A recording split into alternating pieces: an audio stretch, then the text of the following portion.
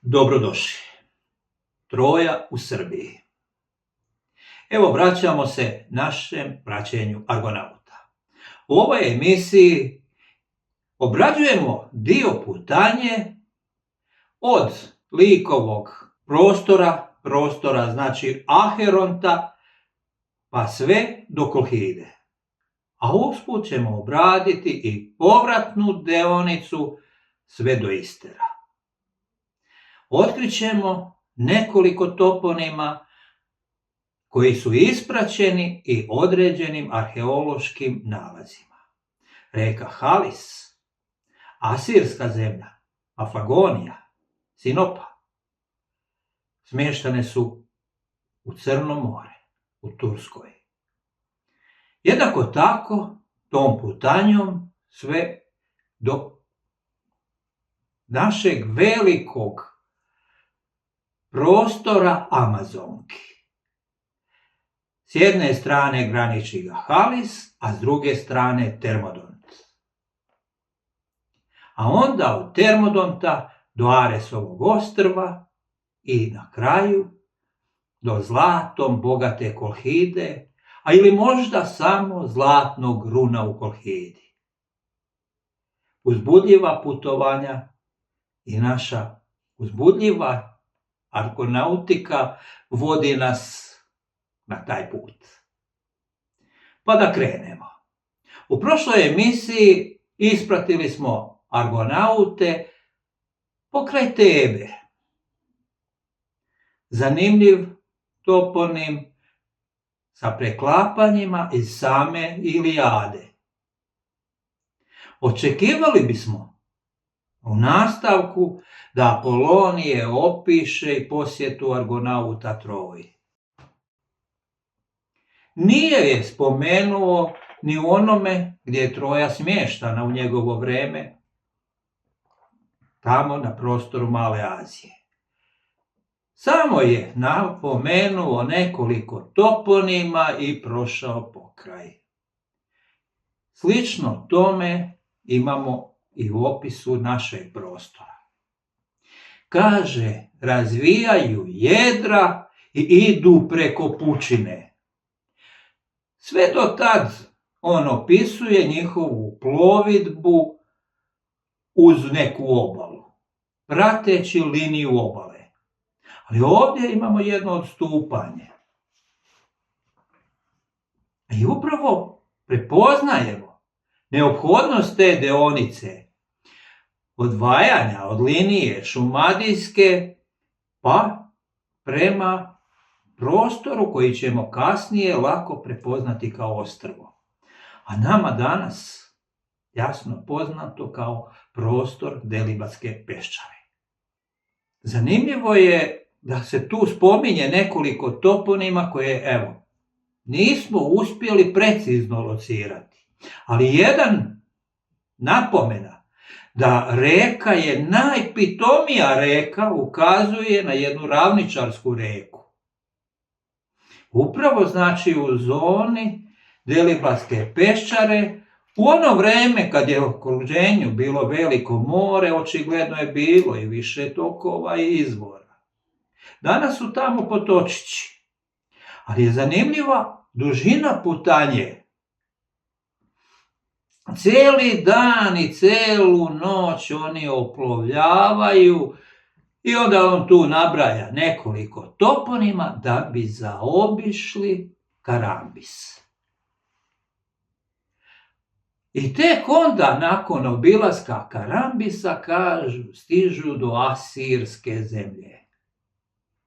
I još dan i noć plove da bi stigli do reke Halis. Kaže, tamo gdje je Sinopa, pa nabraja iz njegovog izvore mitološke, da bi pristali, da bi se snabdjeli dalje za plovidbu. Između ostalog pronalaze tu i 3 nova člana posade i nastavljaju plovidbu dalje. Ali, kaže, napominje da tu gdje je ušće reke Halis, da je nedaleko tu odmah i ušće druge reke. iris. A iza njih, kaže, veliki amazonski rt, oplovljavaju ga u širokom luku. I stižu do ušća reke Termodont. I ono što je bitno, naglašava se posebno veličina te reke. 4, kaže, manje od 100 su rukavaca koji iz nje idu, što će reći njenih pritoka. I evo, baš taj podatak nas je učvrstio u našem prepoznavanju dosad navedenih tačaka. Znači, ovaj podatak da prolaze pokraj reke koja je najpitomija ukazuje na Delibatsku peščaru upravo onakav prostor kakav je jedinstven na tom dijelu. Karambis u povratku ne zaobilaze. Ugovori nam da se radi o ostrvu. E sad, reka Halis i Sinopa su prepoznati i u Maloj Aziji tamo. Ono što je karakteristično za Sinopu, što je, kaže, jedna od ranijih gradova tog perioda. Ali i Sinopa na našem prostoru ima karakteristiku. Ili reka Halis koju mi prepoznajemo upravo kao reku današnji Tamiš, Timis, kako ga kažu Rumuni, pri nivou obale od 140 metara, baš tu u zoni ušća Halisa, i danas je jedna od najljepših, kažu, i najljekovitijih banja, izvora, plitke, tople, mineralne, ali i jako bitno ljekovite vode. To je ono što je karakteristika prirodnog okruženja za izbor naselja od davnina pa sve do danas. A posebno onaj podatak da je upravo u zoni ušća Halisa nedaleko ušće i druge reke. Pa kako vidimo na karti, na flood mapi, prikazom sa nivoom vode od 140 metara, nema daleko, može i neki 5-6 km ušća od reke Begej, onda u more. A danas teku paralelno. I ono što je zanimljivo, da danas u toj zoni imamo najveće mjesto, grad Temišvar. I ako je reka Temiš veća reka, značajnija, očekivali bi da i ona teče kroz Temišvar, ali ne, baš obrnuto. Upravo u toj zoni gdje su oni pristali, znači na obali rijeke Halis, današnjeg Temišvara, je južnije, a kroz današnji Temišvar teče reka Begej, koju eto onda imenuju kao reka Iris. I onda veliki rt. I na vrhu rta luka. Grad, amazonski grad. I gle čuda, baš u toj zoni, na rumunskoj obali našeg okeana Potamosa, arheolozi pronalaze na 140 metara kružno palisadama ograđen prostor, antički grad. I simpatično je, i daju mu ime, Temis, što bi mi rekli, a upravo u toj zoni su opisane Amazonke iz grada Temiskire. Možda je to slučajnost, kao i sve druge, ali sljedeći podatak, da iza amazonskog grta se nalazi ušće reke Termodont, najveće reke tog prostora, koja u tamo Anadoli, u Maloj Aziji je navodno pronađena, ali kao neka mala rečica, koja nikim slučajem ne odgovara opisu tog veličanstvenog termodonta. Isključuje slučajnosti. Mureš današnji, ili Moriš kako ga mi zovemo, je ključni dokaz paralele termodonta u njihovo vreme i današnje tako velike reke. Kaže, Apolon je 4 manje od 100 pritoka, a na našoj pronađenoj karti sliva Moriša, mi smo pronašli 93, još u današnje vrijeme.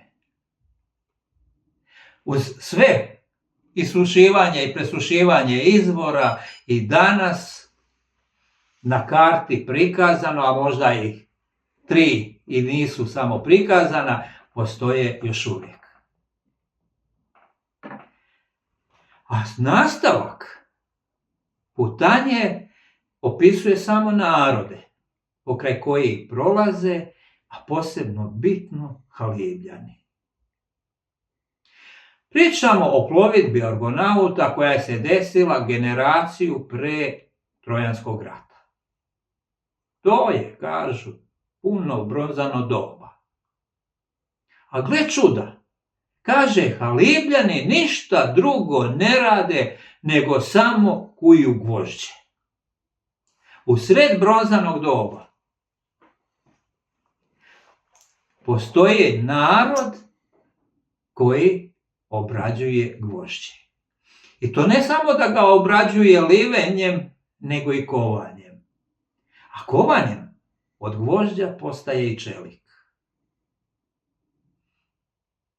Koliko dugo je postojala ta tehnologija izrade i obrade gvožđa nije rečeno, ali da celo jedan narod na jednom prostoru se bavi tom djelatnošću ukazuje na duži period. I rekli bismo, teško bi pronaći trag tako nečemu. Ali gle čuda, i danas na karti opština tog prostora zove se, kako bi mi rekli, Kovači. Kovasinec na rumunskoj karti. Jedan prijatelj Rumun nam je pomogao u objašnjenju da upravo ta reč na rumunskom i znači kovači. Što bi mi danas rekli Kovačevac. A nedaleko tu odmah je i mjesto Mines koje ukazuje i na rudnike. Baš na mjestu gdje Apolonije opisuje Halibljane koji kuju gvožđe i danas postoji toponim Kovačevac, Kavasinec. I nastavlja Apolonije opis naroda uz obalu uz koju plove. Nismo zalazili previše Rumunima u njihovu istoriju, ostavljamo njima malo prostora, pa idemo samo do Aresovog ostrva. Kaže, plovili su, znači uzvodno uz obalu i ugledali su ostrvo i krenuli su prema njemu. Posebno vredno pomena to ostrvo je opet ono što lako prepoznajemo kad pogledamo tu potopnu mapu našeg prostora Panonskog mora i sami odmah ga lako uočavamo. I zanimljivo je što je to ostrvo opet nešto slično kao naša Deliblatska peščara. Ali ima jedan prostor koji je malo uzvišeniji, upravo u zoni današnjeg grada Debrecina. I upravo sad pronalazimo rad o arheološkim artefaktima. I to baš kažu upravo iz tog vremena, kraja bronzanog doba. Ostava vrako vredna, dragocena, kao potvrda nastanjenosti tog prostora i tragova ljudskog bitisanja na tom prostoru, a po svemu sudeći, baš na mjestu opet nadmorske visine oko 140 metara. Nastavljaju plovidbu dalje, obilaze još jedno ostrvo koje opet jasno vidimo na našoj karti i ulaze u reku Fasis. Reku Fasid danas prepoznajemo kao reku Samoš. Podatke o bogatstvu tog predela zlatom i u današnje vreme nalazimo preko vesti o delovanju rudarskih kompanija. 30. januara 2000. godine dogodilo se izlivanje cijanida u reku Samoš iz rudnika zlata u blizini grada Baja Mare u Rumuniji. Odgovorna za ovu katastrofu bila je kompanija Aurul koja je upravljala rudnikom zlata, a zagađene vode nošene rekom Samoš završile su u Tisi i Dunavu i izazvale pomor ogromnog broja riba u Mađarskoj i Rumuniji. Zašto je Rosija Montana, malo selo u zapadnoj Rumuniji koje broji tek 4000 stanovnika, toliko privlačno Kanađanima? Možda zbog činjenice da u podnožju svoje planine krije velike zlate plemenitog metala koji je ovih dana veoma traženo. Prema procenama kanadske kompanije Gabriel Resources koja je otkrila ovo nalazište, radi se o najvećoj količini zlata na prostoru Evrope. Ne bismo očekivali ovako vredne informacije, tako velike zalihe zlata, ali potvrdu imamo još vredniju. Upravo opet iz novih naučnih radova pronalaska mnogo artefakata od zlata, od dragocenih materijala, upravo u zoni Baja Mare. I ono što je bitno, što kaže, nisu to nalazi iz rudnika, nego baš oni iz rečnih tokova. A to je ta tehnologija vađenja zlata pomoću runa. Raširena poprilično u Evropi, Anadoliji i Aziji. Da li je ta tehnologija raširena nakon putanje Argonauta ili je postojala i prije, a Grcima bila nepoznata?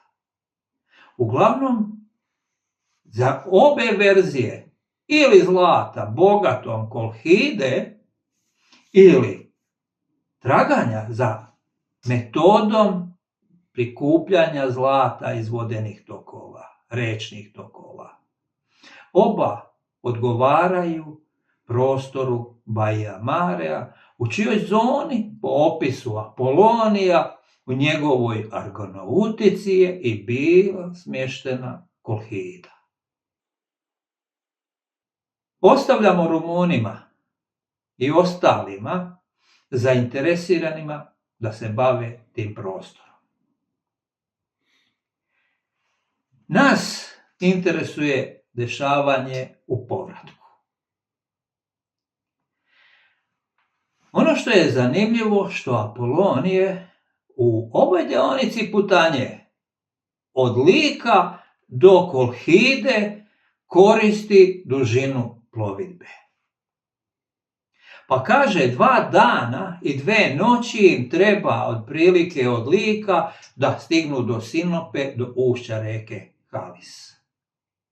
Pa onda 4 dana i 3 noći uz 2 pristajanja da stignu do Kolhide.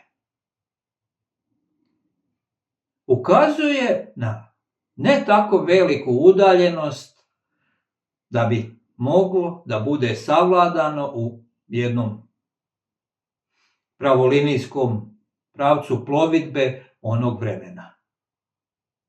Ali ono što je bitnije, kad kreću iz Kolhide, jest da Hera kaže im Dapštima povoljan vetar, ali oni za 2 dana i 2 noći iz Kolhide stižu opet do ušća Halisa gdje pristaju.